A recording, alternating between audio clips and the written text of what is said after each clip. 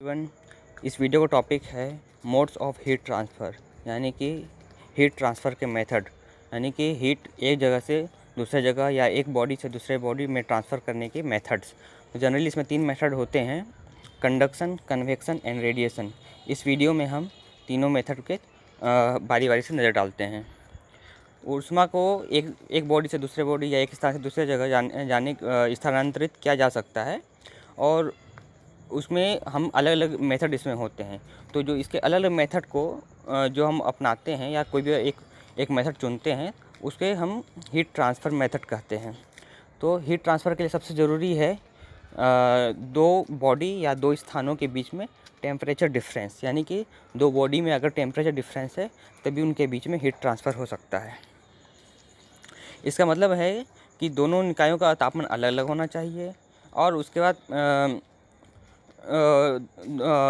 अगर दोनों का टेम्परेचर अगर बराबर है तो दोनों में हीट ट्रांसफ़र नहीं हो पाएगा, क्योंकि इसे थर्मल इक्विलिब्रियम कहते हैं, जिसे हम आगे देखेंगे। और उसका ये भी ध्यान रखना बहुत महत्वपूर्ण है कि गर्मी केवल यानी ऊष्मा शरीर के उच्च तापमान से कम तापमान की ओर बहती है, यानी कि high temperature to low temperature में हीट फ्लो होता है।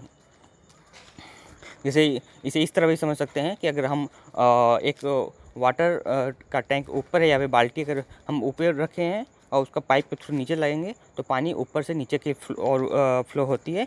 ठीक ऐसे ही heat high temperature to low temperature की ओर फ्लो होता है। तो ये नियम है।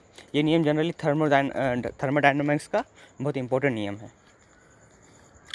तो इस फिगर में आप देख सकते हैं कि टेम्परेचर कैसे फ्लो हो रहा है, high temperature to low temperature. तो इसमें जनरली 3 मेथड होते हैं: कंडक्शन, कन्वेक्शन एंड रेडिएशन। तो आप देख रहे हैं कि इसमें एक आग जल रही है, आग जैसे जल रही है, तो हम इसमें तीनों एक ही फिगर में हम तीनों मेथड देख सकते हैं।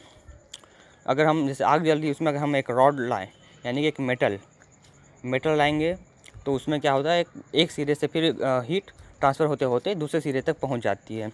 इसे कहते हैं कंडक्शन। और अगर जैसे जहाँ आग जल रही है या जहाँ फायर बर्न हो रहा है, वहाँ पर का हवा गर्म हो जाता है। तो हवा गर्म होने के कारण वो हल्का हो जाता है और वो ऊपर उठता है, और उसके जगह फिर ठंडा हवा उसके जगह आ जाता है। तो ये प्रोसेस लगातार चलते रहता है। तो इसे कन्वेक्शन कहते हैं। और उसके अलावा अगर साइड में जैसे हम कहीं भी नहीं भी जाएँ, जहाँ पर हमें गर्म हवा नहीं भी आ रहा है, तो भी हमें वहाँ गर्मी का अनुभव होता है। जैसे जनरली ठंड के दिन में हम ठंड के दिन में आग के बगल से गुजरते भी हैं, तो हमें आग के बगल में बैठ जाते हैं या उससे बगल में गुजरते भी हैं, तो हमें उसका ताप का अनुभव होता है। तो इसे रेडिएशन कहते हैं। रेडिएशन यानी कि हम वहाँ उसका गर्म हवा हमारे पास आ भी नहीं रहा, तो भी हमें उसका गर्मी महसूस हो रही है, तो ये रेडिएशन के थ्रू होता है। तो सबसे पहले हम देखते हैं कंडक्शन। तो कंडक्शन किसी ऑब्जेक्ट के जैसे एक सिरे से दूसरे सिरे की ओर हीट जो का फ्लो होता है, तो इसमें उसके मॉलिक्यूल्स के थ्रू हीट ट्रांसफ़र होता है। इसमें मतलब कि इसमें हीट ट्रांसफ़र के लिए किसी दो बॉडी के बीच में या किसी दो सिरों के बीच में कांटेक्ट होना ज़रूरी है।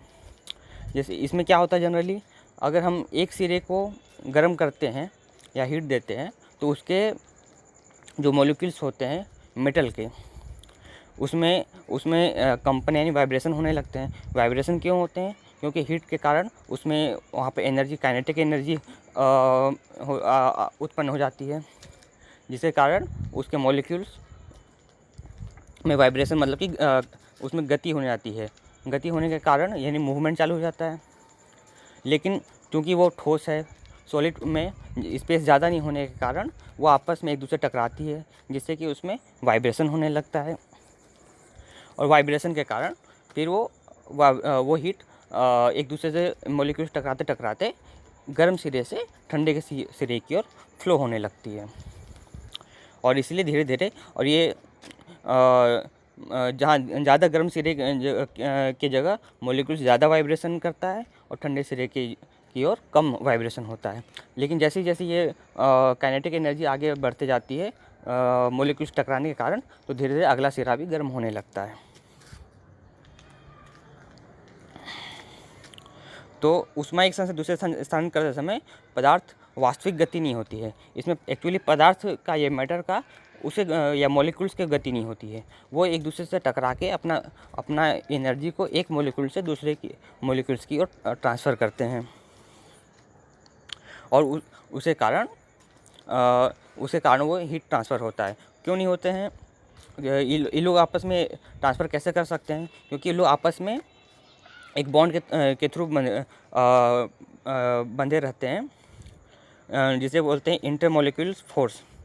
उसके कारण ये आपस में एक दूसरे से बहुत टाइट मतलब बॉन्ड में बंधे रहते हैं, जिसके कारण ये इसमें पदार्थ ट्रांसफ़र नहीं होता है, पदार्थ का एनर्जी ट्रांसफ़र होता है और ये अपने मध्य स्थिति या मीन पोजीशन में ही वाइब्रेशन करते रहते हैं। तो इसमें इस फिगर में आप देख सकते हैं कंडक्शन, यानी एक पेन गर्म किया हुआ है तो उसका जनरली आप ये देखे होंगे, तो उसका हैंडल धीरे धीरे उसका हैंडल भी गर्म हो जाता है। इसमें आप देख सकते हैं एक रॉड में अगर हम मोमबत्ती या कहीं भी जहाँ आग जल रही है गैस में या बर्नर में गर्म रॉड का अगर हम सिरे को लगाते हैं, हीट देते हैं, तो उसमें उसके मॉलिक्यूल्स में वाइब्रेशन शुरू हो जाता है, यानी कि काइनेटिक एनर्जी आने के कारण वो आपस में वाइब्रेशन करने लगते हैं और हीट का फ्लो शुरू हो जाता है ठंडे सिरे की ओर। इस फिगर से आप देख सकते हैं, ये भी एक कंडक्शन का एग्जांपल है, यानी कि एक दीवार के थ्रू एक दीवार लगा दी है, बीच में एक रॉड बीच में लगा के एक सिरे को गर्म कर रहे हैं, तो दीवार के उस पार भी हीट थोड़ी जगह पहुंच जाता है। अगला है कन्वेक्शन। कन्वेक्शन एक जनरली सॉलिड में नहीं होता है, कंडक्शन सॉलिड में होता है और उसके अलावा लिक्विड और गैस में कन्वेक्शन होता है, यानी कि जहाँ ठोस मॉलिक्यूल्स यानी कि जहाँ मॉलिक्यूल्स के बीच में ज़्यादा गैप होते हैं तो वहाँ पर वाइब्रेशन नहीं हो सकता है मॉलिक्यूल्स का, वो क्योंकि इन दोनों मॉलिक्यूल्स में वीक बॉन्ड होता है।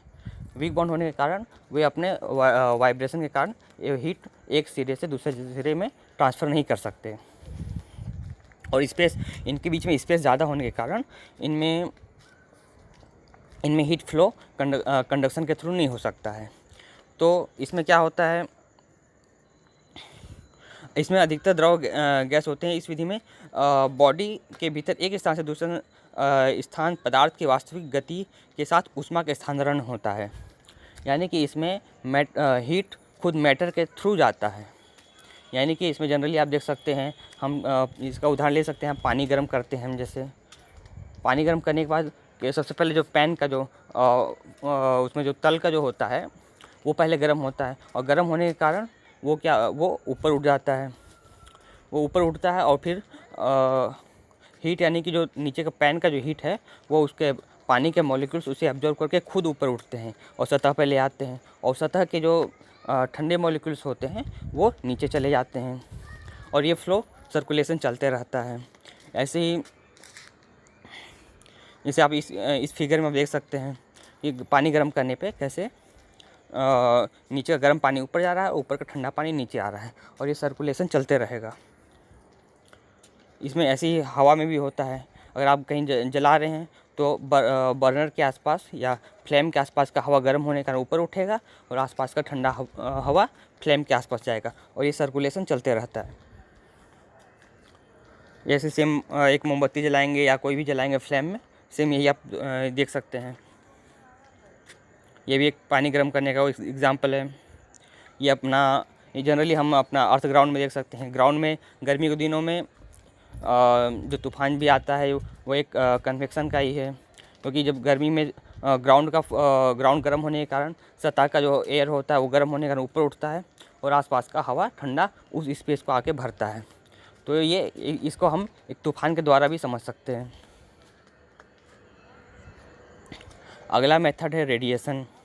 तो रेडिएशन यानी विकिरण, इसमें तीसरा रूप है ये उसका मेथड हीट ट्रांसफ़र का।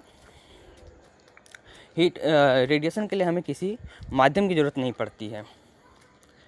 ये जनरली एक वैक्यूम में या तो एक वैक्यूम में या कहीं भी ये बिना किसी माध्यम के ट्रांसफ़र होता है और जनरली ये अंतरिक्ष में बिना माध्यम के ही ये हीट ट्रांसफ़र होता है।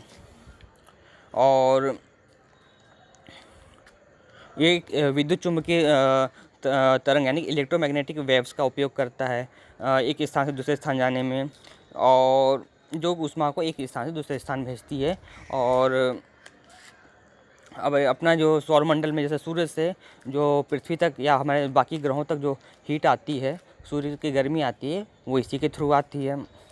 जनरली सूर्य से जो वेव्स आते हैं, फोटॉन्स के वेव्स यानी कि बंडल के रूप में, फोटॉन्स का एक बंडल के रूप में अपना वेव्स के थ्रू आते हैं, और ये बिना किसी माध्यम की आवश्यकता नहीं होती है, और एक रेडिएशन के थ्रू आते हैं। जनरली न्यूक्लियर फोर्स में भी यही पाया जाता है।